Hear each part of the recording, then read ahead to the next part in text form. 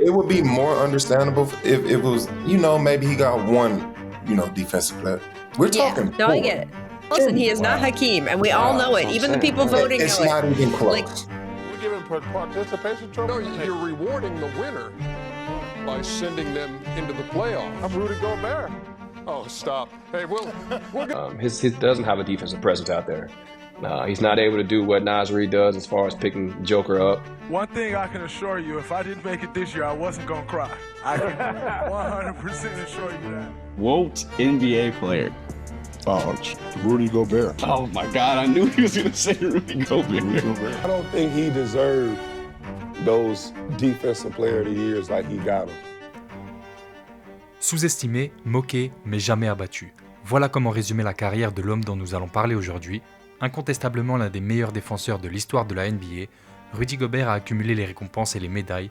Pourtant, il a toujours dû se battre et doit encore le faire aujourd'hui pour prouver qu'il mérite le respect de ses pairs au sein de la Ligue. Retraçons ensemble la carrière jusqu'à présent de l'un des monuments du basket français et l'un des personnages les plus clivants de la sphère NBA. Bienvenue dans ce premier épisode de No Look Pass.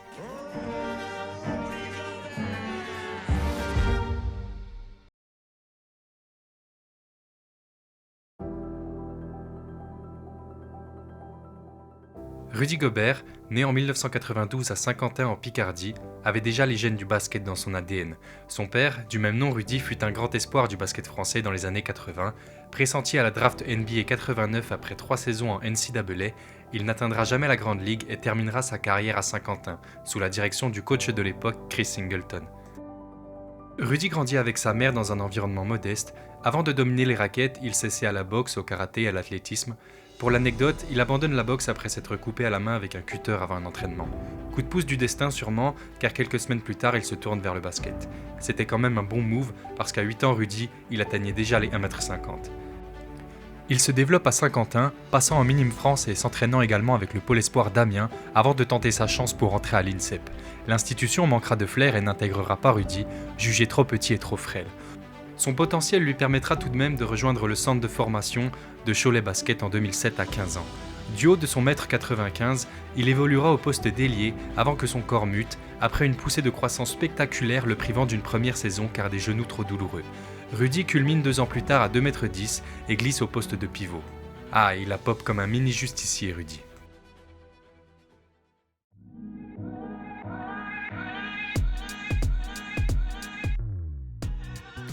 Fraîchement diplômé du bac en septembre 2010, Rudy peut maintenant se consacrer totalement au basket. Avec l'équipe espoir de Cholet, il domine et boucle la saison avec une moyenne de 15 points, 10 rebonds et 2,5 contres par match. Il enchaîne 16 matchs à plus de 20 d'évaluation ou plus, finissant meilleur contreur et 3e rebondeur de la compétition. Il intègre logiquement le 5 majeur dans le championnat espoir cette année. Il réalisera également ses premiers pas en Pro A, ainsi qu'en équipe de France U18, avec laquelle il réalisera un impactant Eurobasket. La saison suivante, Rudy intègre pleinement l'effectif pro de Cholet, jouant en moyenne 15 minutes par match pour 5 points, 4 rebonds, 1 contre ennemi à 80% de réussite au tir. Dès la mi-saison, il devient titulaire et termine 4e meilleur contreur du championnat. Sur la scène européenne, il rencontre plus de difficultés ainsi qu'en play-off, bien qu'il soit pressenti à la draft NBA 2012, il décide de retirer son nom et de rester une année de plus pour peaufiner son jeu et gagner en physique. L'été 2012 est prolifique pour lui. Il jouera quelques matchs avec l'équipe de France A pour la préparation aux Jeux Olympiques de Londres. Il ne participera pas à la compétition dû au retour de blessures de cadres comme Turiaf et Traoré à l'intérieur. Le pivot français fera cependant un excellent Eurobasket avec l'équipe U20 et impressionnera les recruteurs NBA. Il envoie 4 contres de moyenne sur l'Euro. Lieutenant de Léo Westermann sur la compétition, ils emmèneront les Bleus en finale contre la Lituanie. Rudy sera solide avec 9 points et 10 rebonds. Malheureusement, dans une fin de match frustrante, un lancer franc et une bonne défense lituanienne priveront les Français d'une médaille dorée. L'intérieur finira tout de même dans le 5 majeur de la compétition, aux côtés de Westermann, qui lui finira MVP. Avec cet Euro et d'autres tournois internationaux avec les U20 cet été-là, la cote de Rudy s'envole outre-Atlantique, où il est annoncé 4e à la draft NBA 2013. Pour sa dernière saison dans le club châtelet, Gobzilla monte en puissance avec 23 minutes de temps de jeu et devient le meilleur contreur du championnat avec 2 kicks par match. Côté bleu, malheureusement une blessure au pied l'empêche de rejoindre l'équipe de France pour l'Euro 2013, qui décroche sa première médaille d'or avec un Tony Parker légendaire. Rudy Gobert, guéri, s'envola pour son prochain défi, la NBA.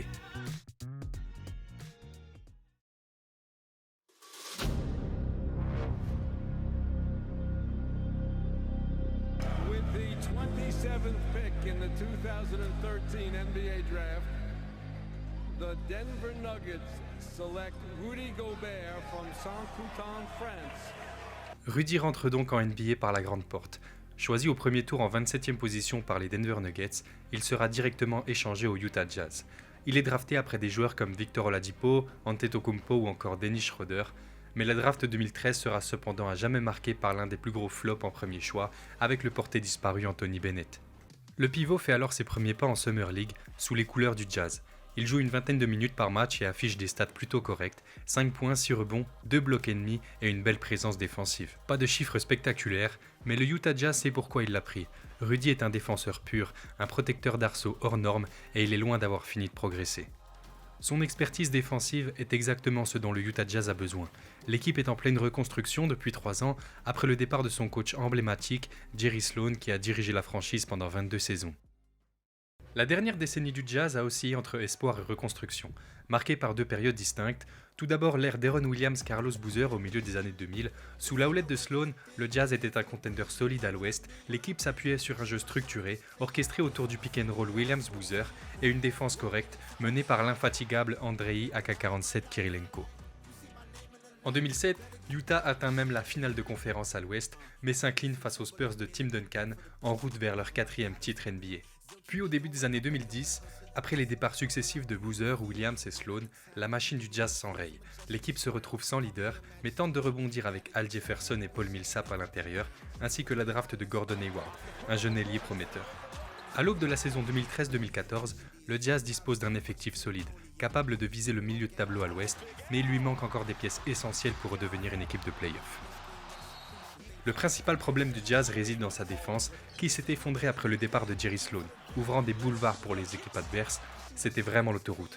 Avant le début de la saison 2013, le Jazz était classé parmi l'une des pires défenses de NBA. Utah manque cruellement d'un protecteur de cercle et d'une défense structurée. Malgré la présence des imposants Jefferson et Millsap à l'intérieur, ces derniers sont plus réputés pour leur talent offensif que pour leur qualité défensive. Et c'est pas Melo qui dira le contraire.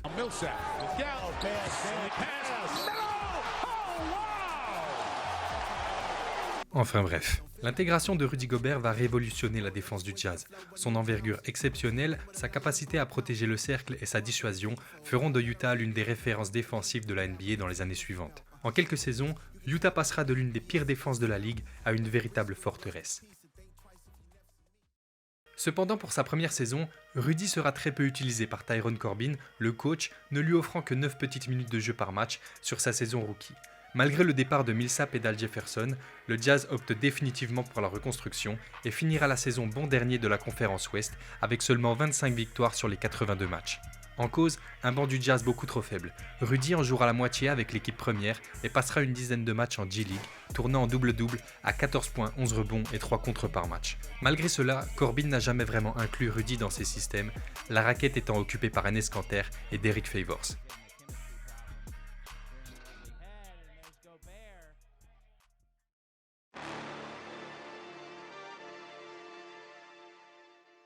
L'été 2014 en bleu sera crucial pour Rudy Gobert. Il évacuera la frustration accumulée sur sa saison rookie en jouant un rôle important lors de cette Coupe du Monde. D'abord en sortie de banc, puis en augmentant sa contribution au fur et à mesure du tournoi.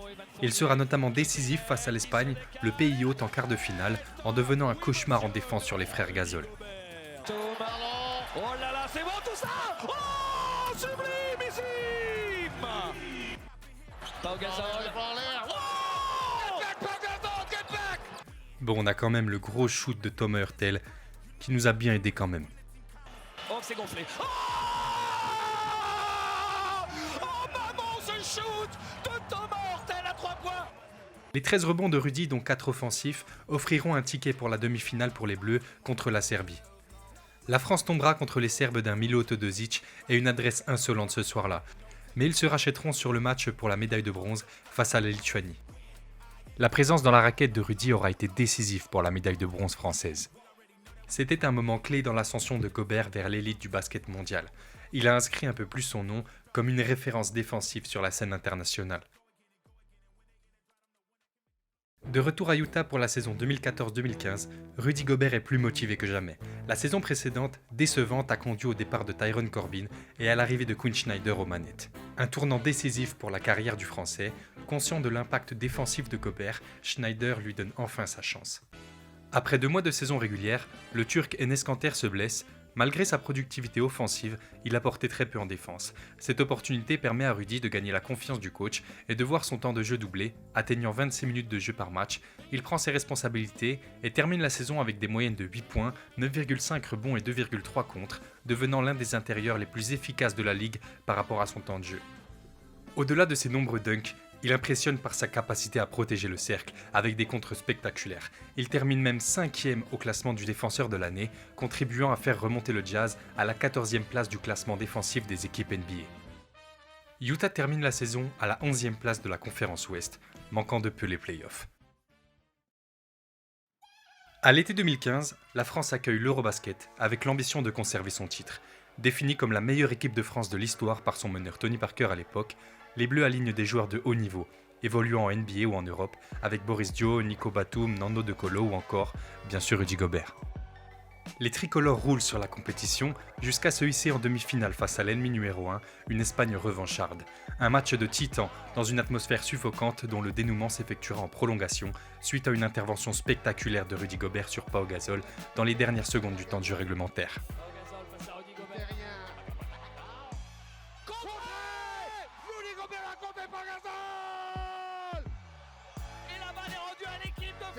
En prolongation, les Bleus laisseront filer le match par un manque cruel d'adresse au lancer franc, dont 3 d'affilée de Nico Batum qui auraient permis à la France de rester dans le match. Les tricolores s'inclineront face à la performance historique de Pau Gasol, stratosphérique avec 40 pions ce soir-là.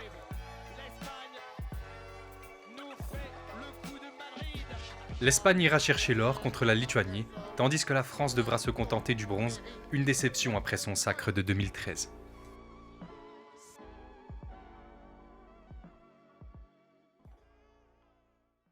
De retour aux affaires du côté de Utah pour l'exercice 2015-2016, le Jazz réalise une saison encourageante, notamment après le All-Star Break, avec un bilan de 19 victoires pour 10 défaites, de quoi nourrir de vraies ambitions de play-off. Cependant, Utah échoue de peu à atteindre la post-season en raison de plusieurs blessures majeures. Le meneur Dante Exum manque toute la saison après une rupture des ligaments croisés et Rudy Gobert manquera une vingtaine de matchs, dont celui pour la fin de carrière d'un certain Kobe Bryant. On peut se demander si la présence du pivot français aurait pu ralentir le Black Mamba ce soir-là.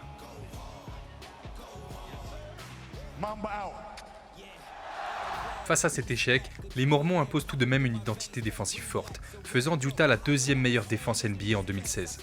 Gobert devient le joueur le plus efficace défensivement, limitant les attaquants adverses à un pourcentage de réussite minimal.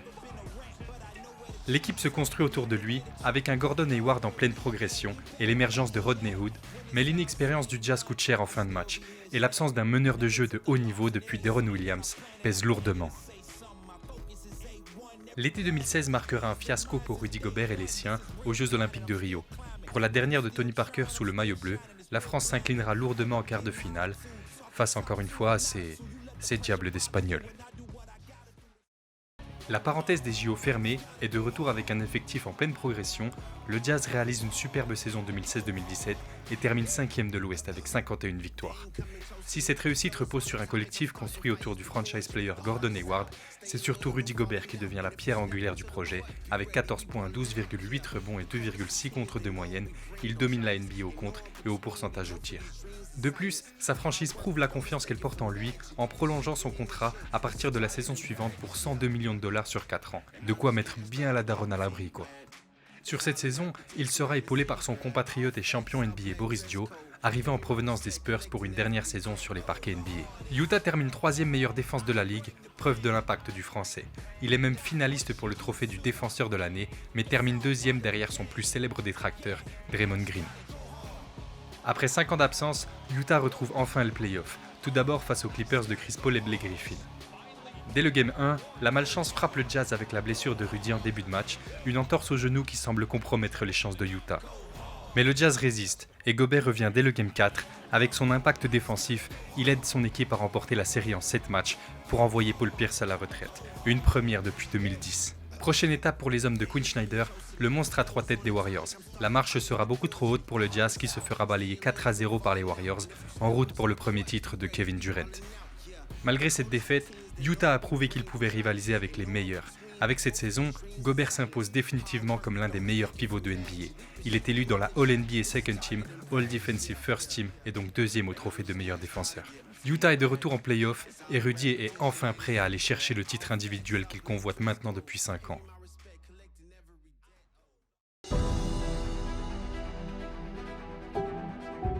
À l'intersaison, coup de tonnerre en NBA avec l'annonce du départ de Gordon Hayward pour les Boston Celtics. La franchise perd son leader, de quoi se dire que le Jazz va repartir dans les bas-fonds de la NBA. Mais son remplaçant est tout trouvé avec la draft de la pépite offensive venue de l'université de Louisville, Donovan Mitchell. Avec le départ de Hayward, Utah démarre la saison sans réelle star offensive. Le Jazz peine à trouver son rythme et pour ne rien arranger, Rudy Gobert se blesse à 2 reprises. Il manque 26 matchs et sans lui, l'équipe lutte pour rester en course pour les playoffs. Mais tout va basculer au mois de janvier. Dès son retour, Gobert transforme complètement le Utah Jazz. Sa présence en défense va tout changer et Utah enchaîne 29 victoires sur les 35 derniers matchs, terminant à la 5e place de l'Ouest avec un bilan de 48 victoires pour 34 défaites. Gobert finit la saison encore en double-double, au point et au rebond et avec ses habituels 2 contre et demi par match et assoit sa position de meilleur défenseur de la ligue. Utah fait donc la demi-surprise de leur présence pour ses playoffs 2018. Au premier tour, le Jazz fait face à Oklahoma City, armé de Westbrook, Paul George et Melo. Le Jazz passera au OKC en 6 matchs, avec un Donovan Mitchell étincelant en attaque et un Rudy Gobert en véritable gardien de la raquette. Sur la série, Rudy sera en double-double, le tout garni de 2 blocs par match, toujours dans ses standards. Prochaine étape pour le Utah Jazz, les numéros 1 de la régulière à l'ouest, les Rockets de James Harden et Chris Paul. Encore une fois, l'équipe de Salt Lake City n'arrive pas à passer le cap de la demi-finale de conf, éliminée en 5 matchs ici face à un duo Harden-Paul intenable à 50 points de moyenne à eux deux sur la série. Mais Rudy peut se consoler avec enfin son titre de meilleur défenseur de l'année, qui lui sera remis par un de ses modèles lorsqu'il est arrivé en NBA. Et je parle pas de l'acteur de Very Bad Trip. I'm trying to be like defensive player, like Tyson Chandler. And the 2018 Kia NBA Defensive Player of the Year award goes to Rudy Gobert, Utah Jazz. Rudy est maintenant au sommet de son art dans sa catégorie et est épaulé d'un Donovan Mitchell pour s'occuper de l'attaque du Jazz. Lui qui a tourné à 20 points sur sa saison rookie, finissant 2e au trophée de rookie de l'année derrière le porté disparu Ben Simmons. Utah aborde la saison suivante avec les mêmes ambitions.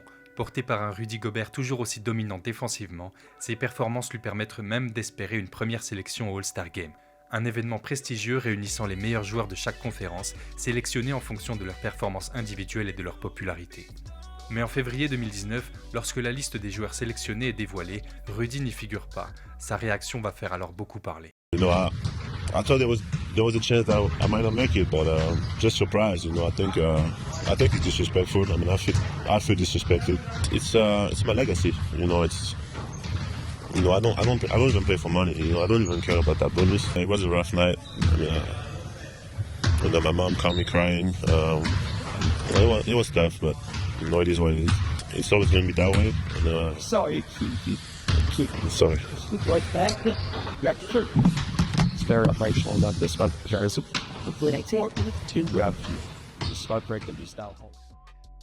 Touché par sa non-sélection, il ne peut retenir ses larmes lors d'une interview, un moment qui sera largement moqué par certains joueurs et journalistes. Cet épisode marquera le début d'une certaine défiance, d'un certain manque de respect à l'égard de Rudy dans la ligue. There's no crying in basketball, Rudy. Man up. I love Get that. some icy hot on your face. One thing I can assure you, if I didn't make it this year, I wasn't going to cry. I can 100% assure you that. It has to be Rudy. I mean, the man cried on national television when he didn't make the All-Star team. Thank God he's made the next 3. Stop it, Dre. Leave that man alone. I mean, you can't cry, Chuck. I said it then. I'm going to say it now. I got killed on Twitter then. I'll probably get killed today. But you can't cry. Come on. Pour comprendre cette réaction, il explique plus tard et même dans l'interview que juste avant celle-ci, il était au téléphone avec sa mère en pleurs, mais ce détail sera vite oublié par ses détracteurs. Pour leur répondre, Rudy continue de monter en puissance. Le Jazz conserve sa 5e place à l'ouest et lui progresse offensivement. Bien qu'il ne soit pas un shooter extérieur ni un joueur doté d'un large arsenal au poste, il maximise son impact grâce à ses écrans et à sa capacité à conclure près du cercle sur des pick and roll, notamment avec Donovan Mitchell ou encore Ricky Rubio. Résultat, il atteint une moyenne de 16 points par match avec une efficacité redoutable sur cette saison. Une nouvelle fois, il affiche l'un des meilleurs pourcentages au tir de la ligue et conserve son titre de meilleur défenseur de l'année. Il termine même 11e au classement du MVP et est sélectionné dans la Third Team All-NBA. Mais en play-off, le Jazz bute encore une fois sur les Rockets au premier tour et subit la même sanction que l'année précédente.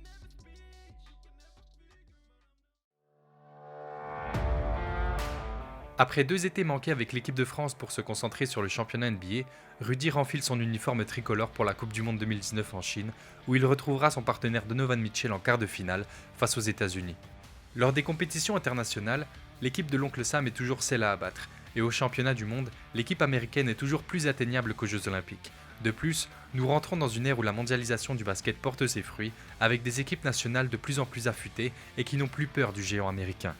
Cela se confirme au cours de ce quart de finale, où la France surpassera les Quinry dans un match qui donne encore les frissons rien que d'en parler. Rudy sera exceptionnel, de quoi éteindre les critiques à son encontre de la part de ses pairs en NBA, et finira avec 21 points, 16 rebonds dont 7 offensifs, et 3 blocs dont 2 ultra clutch sur son coéquipier du Jazz pour sceller le match et aller décrocher une victoire face aux USA 13 ans après la dernière. Dernière minute de ce match, Donovan Mitchell. Et il a Rudy Gobert. Mais quelle défense de Rudy Gobert! Quel match! Quel match de Rudy Gobert! Quel est là? Miles Turner qui doutait qu'il soit le meilleur défenseur de la ligue. Rudy Gobert, là il a littéralement dévoré Miles Turner, mais peut-être que l'USA. Après cet exploit, la France à bout de force s'inclinera face à l'infatigable Luis Scola et l'Argentine en demi-finale. Rudy sera discret malgré ses 11 rebonds, mais les Français ne rentreront jamais vraiment dans le match. Ils iront chercher tout de même la 2e médaille de leur histoire aux mondiaux en battant l'Australie de Patty Mills.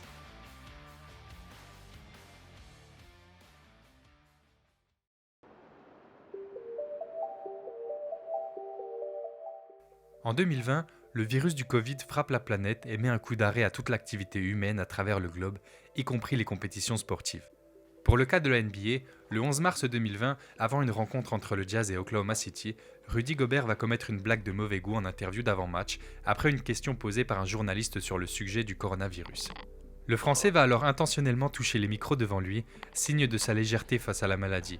Coup du karma quelques heures plus tard, lorsque le Français est testé positif au virus, entraînant l'annulation de la rencontre et l'arrêt total de la compétition un mois avant les playoffs.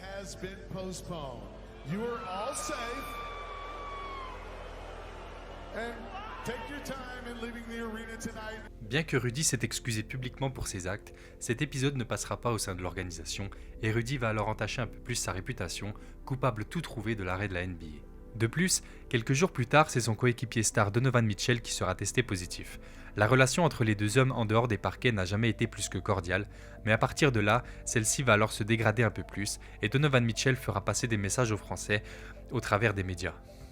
La NBA décidera de reprendre la saison fin juillet dans des conditions exceptionnelles et mesures sanitaires strictes. 22 équipes sur 30 finiront la saison et les playoffs à huis clos au sein du parc Disney World à Orlando. Sur cette saison un peu spéciale, et malgré les tensions entre le duo star de Utah, le Jazz terminera 6e et décrochera encore une fois une place en play-off. Rudy aura tourné à 15 points, 13 rebonds et 2 blocs, et avant l'épisode du Covid, il décrochera sa première étoile de All-Star. Mais en play-off, vous commencez à connaître l'histoire. Le Jazz, ça ne marche pas. Les joueurs de Quinn Snyder se feront éliminer dès le premier tour en 7 matchs. Malgré un Donovan Mitchell à 36 points de moyenne sur la série, un Gobert à 17 points et 12 rebonds, les Nuggets de Jamal Murray et Nikola Jokic viendront à bout des Mormons au bout du suspense, aidés par une perte de balle de Mitchell dans les dernières secondes.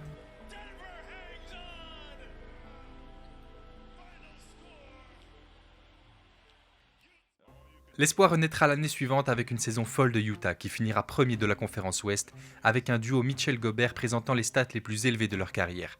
Donovan à 26 points par match, Rudy à 14 avec le plus haut pourcentage de réussite au shoot de la ligue encore une fois et une moyenne invraisemblable de 2,7 contres par match pour porter la défense du Jazz sur ses épaules. Le tout avec le meneur élite Mike Conley qui décrochera sa première sélection au All-Star Game après 14 saisons dans la ligue.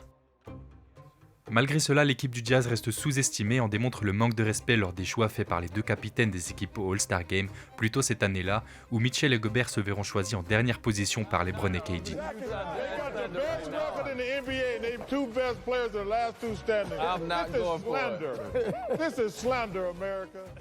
Mais bon, en play-off, rebelote encore une fois avec une élimination en demi-finale 4-2 face aux Clippers, dans un match 6 où Los Angeles reviendra d'un déficit de 25 points pour remporter la série.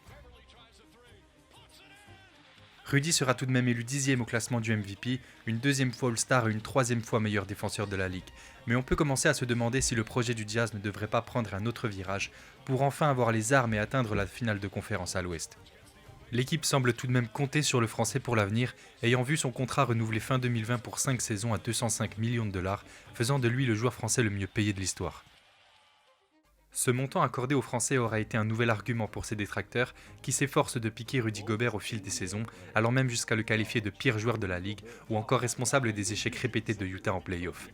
Des critiques qui n'ont statistiquement aucun fondement, Rudy étant l'un des meilleurs défenseurs intérieurs de l'histoire en NBA et tournant en double-double point-rebond en carrière, dans cette liste sur les 20 dernières années, Rudy se place à la table de joueurs comme le Shaq, Dwight Howard, Yao Ming, Nikola Jokic ou Joel Embiid, de quoi resituer un peu le pivot français.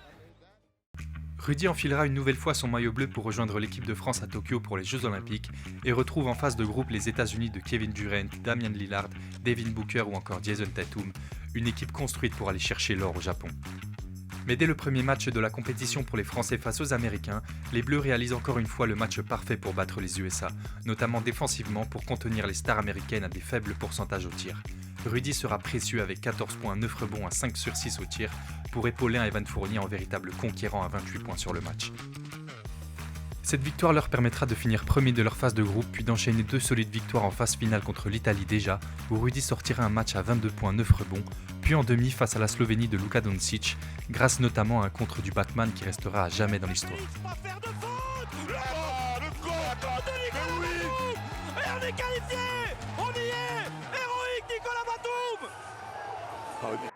Les Français retrouveront évidemment Team USA en finale, mais cette fois, Kevin Durant sera intraitable avec ses 29 points, malgré un Rudy Gobert parfait à 16 points sans aucun panier raté et à 8 rebonds, pour aller récupérer sa première médaille d'argent aux Jeux Olympiques.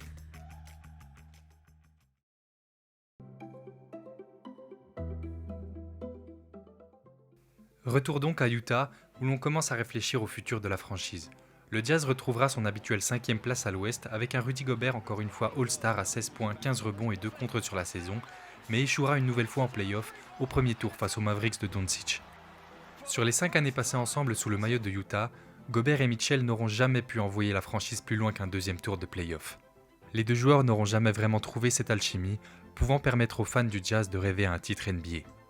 À la manière d'un Shaq et Kobe dans un autre temps, les égos opposés des deux joueurs auront eu raison de leur succès avec le Jazz. Les tensions ont continué à s'immiscer dans le duo, avec d'une part Rudy qui reprochait souvent le manque de discipline de Mitchell en défense et jugeait que ses coéquipiers se reposaient bien trop souvent sur leur pivot.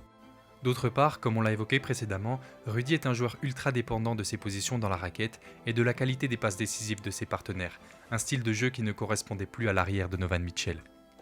La franchise va alors prendre la décision de faire imploser l'équipe et transférer les deux stars. L'arrière continuera son chemin du côté des Cavs, tandis que Rudy Gobert emportera ses talents du côté du Minnesota. Le Français débarque alors à Minneapolis avec Mike Conley pour rejoindre l'équipe de Karl Anthony Towns, Anthony Edwards et D'Angelo Russell. Le pivot connaîtra une première saison mitigée du côté des Wolves. Il sera notamment critiqué avec son transfert pour lequel Minnesota s'est débarrassé de 5 joueurs, dont Malik Beasley, Pat Beverly, Walker Kessler ou encore Jared Vanderbilt, ainsi que 4 choix de premier tour de draft. De quoi afficher la valeur du pivot français sur le marché. Même si Rudy a apporté son impact à la défense des Wolves, remontant l'équipe de la 13e à la 10e défense de NBA, ses statistiques étaient en légère baisse par rapport à son historique à Utah. Minnesota terminera 8e à l'Ouest et se fera sortir par Jokic et les Nuggets au premier tour, malgré un pivot français qui a retrouvé ses standards sur la série à 15 points et 12 rebonds. À l'intersaison, Rudy va alors être déterminé pour revenir plus affûté et assumer son statut au sein de la NBA. Le Français revient transformé physiquement après l'été.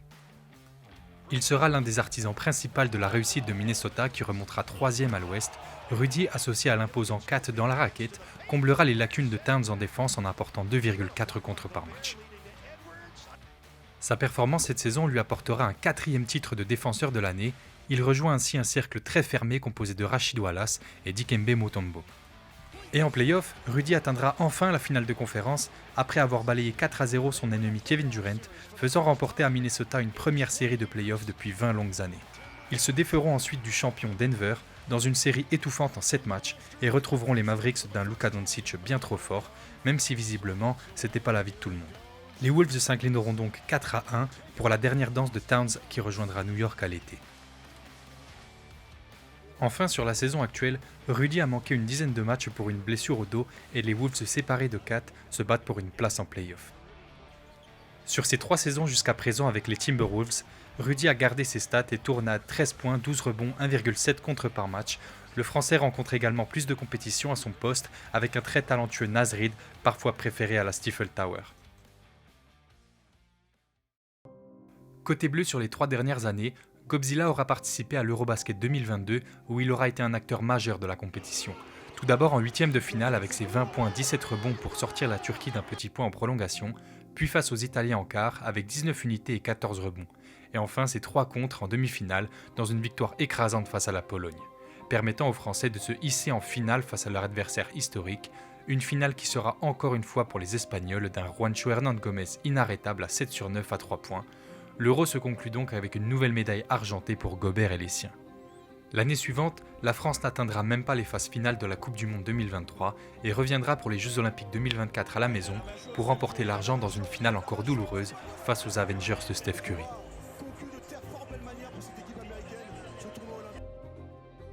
Rudy Gobert, jusqu'à présent, c'est 4 médailles de bronze et 4 médailles d'argent sur la scène internationale, avec 112 sélections sous le maillot bleu, élu dans le 5 majeur des JO en 2020 et à l'Eurobasket 2022. Outre-Atlantique, c'est 3 étoiles de All-Star et une domination défensive, lui ayant permis de remporter 4 fois le titre de meilleur défenseur de l'année, d'être élu 7 fois dans la All-NBA Defensive First Team et être à plusieurs reprises le meilleur rebondeur ou contreur de la ligue. Le Français a donc réussi au cours de sa carrière à prouver qu'il est une légende de ce sport et futur Hall of Famer. Malgré cette armoire à trophées remplie, le pivot a dû et doit faire face à d'innombrables critiques sur son statut au sein de la Grande Ligue. Son avenir pour la fin de sa carrière s'écrit aujourd'hui avec Minnesota, suite à des années infructueuses en play-off du côté du Jazz. Est-ce qu'un titre NBA aux côtés d'Anthony Edwards pourrait enfin permettre à Rudy de recevoir le respect qu'il mérite de la part de ses pairs en NBA ? Sera-t-il capable d'aller prôner un 5e titre de défenseur de l'année, un objectif encore jamais atteint dans l'histoire de ce sport ? Tout n'est moins sûr aujourd'hui avec l'arrivée de l'alien Wembanyama qui marchera dans les pas de Rudy dans ce domaine. Ce qui est sûr néanmoins, c'est que Rudy reste l'un, si ce n'est le plus grand défenseur de l'histoire, et reste et restera un modèle et une fierté pour le basket français.